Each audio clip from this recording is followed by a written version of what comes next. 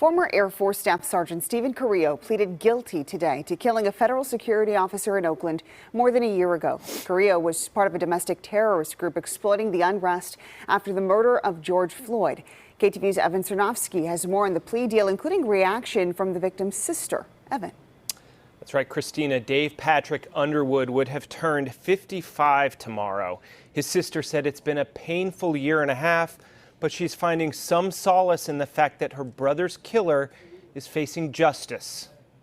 The idea of him not living when he should be is excruciating and is extremely painful for all of us. Angela Underwood Jacobs sat just feet away from her brother's killer Friday in federal court.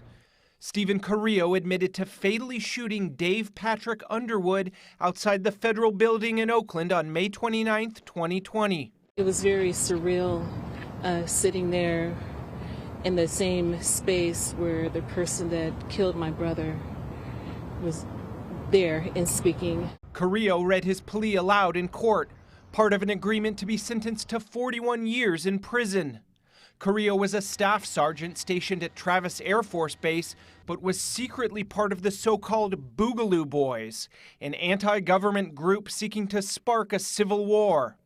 Prosecutors say Carrillo fired 19 shots at federal security officers with a homemade AR-15 rifle while his co-conspirator drove.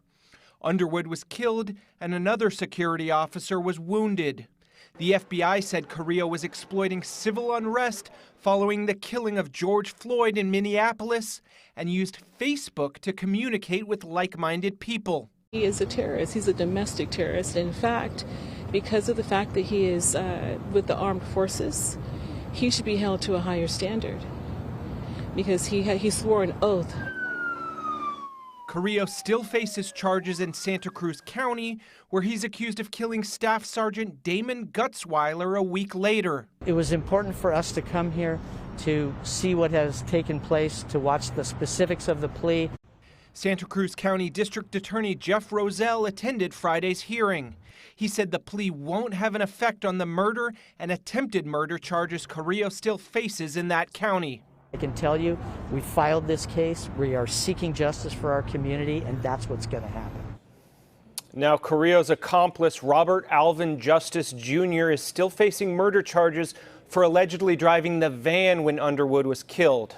Reporting live in the newsroom, Evan Cernovsky, KTVU, Fox 2 News. And Evan, did the DA's office or Carrillo's attorney express why they changed the plea?